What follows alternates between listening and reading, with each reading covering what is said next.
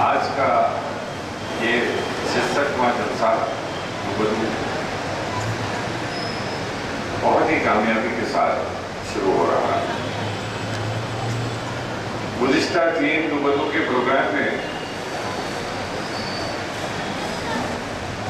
آج تک تقریباً 177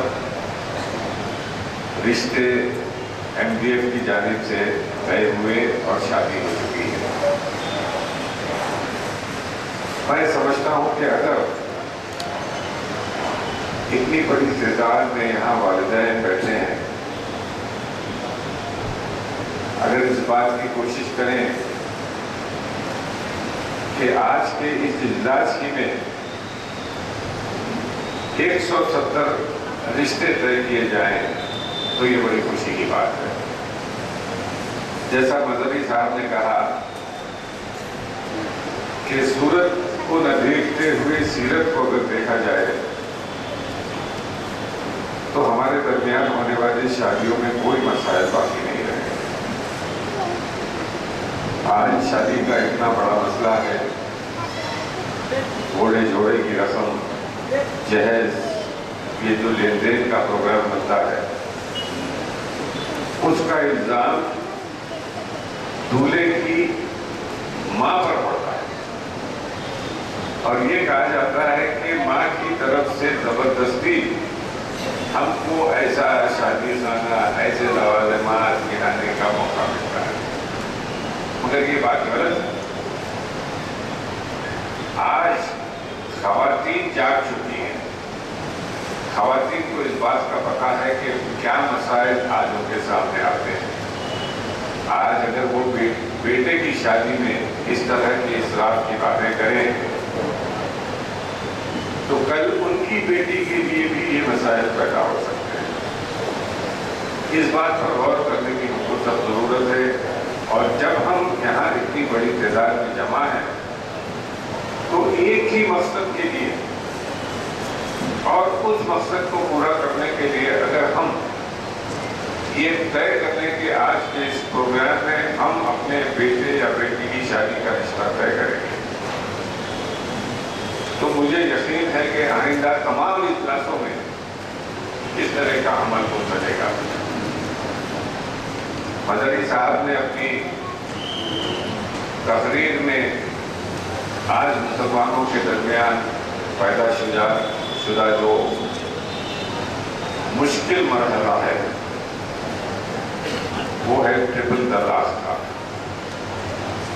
اگر مسلمان سورہ نساء کی تفسیر پڑھیں گے تو پتہ چل جائے گا کہ نکاح کیسا ہوتا ہے اور طلاق کیسی ہونی چاہیے۔ اگر ہونا پہلے تو اس کو حد سے زیادہ کوشش کے ذریعے، مسائل کے ذریعے طے کرنے کی سخت ضرورت ہے۔ آج ہمارے پاس کوئی کاؤنسلنگ کا پروگرام نہیں۔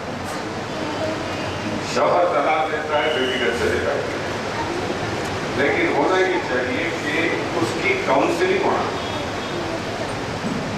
ہم کو اپنی سماج کے، اپنے مذہب کے چنندہ بڑے لوگوں کو منتخب کرتے ہوئے ایک ایسی کمیٹی بنانا چاہیے جہاں طلاق سے پہلے ہی اس کے مسئلے کو حل کر کے وہ طلاق کے مرحلے کو ختم کرے۔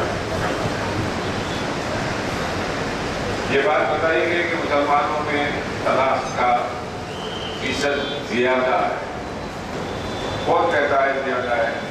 آپ اگر سروے کے مطابق دیکھیں گے تو ہندوؤں میں سب سے زیادہ طلاق ہوتی ہے، مسلمانوں میں نہیں۔ مسلمانوں میں صرف 5% ہوتی ہے، جبکہ 17% ہندوؤں میں طلاق ہوتی ہے، لیکن اس پہ کوئی حرف نہیں۔ یہ صرف اور صرف مسلمانوں کو ان کے قانونی نظام کو، ان کے مسلم پرسنل لا کو ہٹانے کے لیے اس بات کی آج BJP کو کوشش کر رہی ہے۔ اس کوشش کا مقابلہ کرنے کے لیے ہم کو مسلکی جھگڑوں سے دور ہوتے ہوئے اس بات کی کوشش کرنا چاہیے کہ ہم کس طرح اتحاد کے ذریعے اس بات کا مقابلہ کر سکتے ہیں جو آج لا کمیشن کے سوالات ہیں، اور لا کمیشن نے جو سوالات پیش کیے ہیں وہ سپریم کورٹ میں اس کا مقابلہ کرنے کے لیے ہم کو تیار ہونا چاہیے.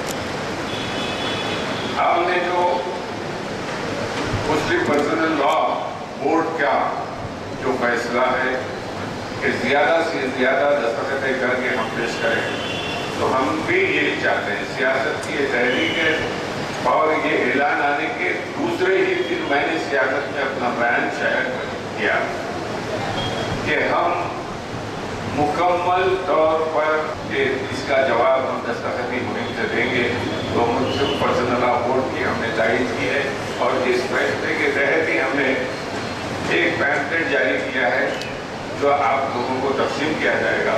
اس پر آپ دستخطیں کروا کر اگر وہ سیاست کے دفتر کو پہنچا دیں گے تو ہم اس کو واقع میں ایک نمائندگی کے طور پر حیدرآباد کی طرف سے وہ وہاں پر مسلم پرسنل لا بورڈ کو پیش کریں. اس لیے کہ اس میں اگر ہم مسلکی اختلافات میں جائیں گے، ہو سکتا ہے بعض اوقات غلط استعمال ہوا ہو، لیکن غلط استعمال کو روکنے کی تدابیر بھی ہمارے پاس موجود ہیں.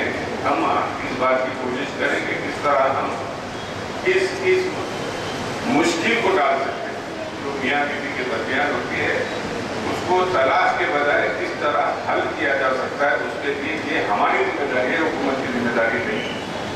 تو میں یہ چاہتا ہوں کہ آج آپ لوگ یہاں جمع ہیں اور ایک اچھا موقع ہے کہ آپ لوگ وہ فارم دیجیے.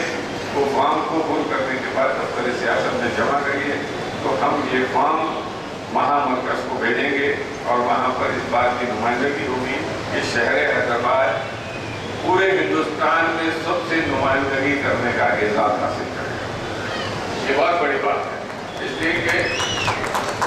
لیے کہ حیدرآباد سے جو تحریک شروع ہوتی ہے وہ کامیابی کی ضمانت ہوتی ہے. اور اس تحریک کو ختم کرنے کے لیے جو لا کمیشن کی طرف سے شروع ہوئی، اس کو دبانے کے لیے بھی تحریک حیدرآباد سے شروع ہوگی.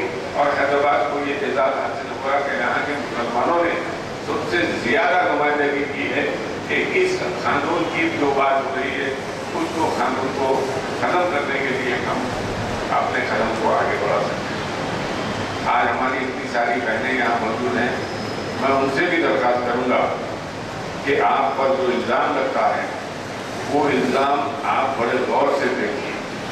اس لیے کہ اس میں جب تک خواتین ہماری بہنوں کا ساتھ نہیں ہوگا تو ہم اس مسئلے کو حل کرنے میں ہم کو مشکلات پیش آئیں گی. اس لیے کہ الزام آپ پر ڈھکیلا جاتا ہے. یہ کہا جاتا ہے کہ بچے کی ماں چاہتی ہے کہ شادی خانہ اچھا ہو، بچے کی ماں چاہتی ہے کہ موٹر سائیکل ہو، موٹر ہو.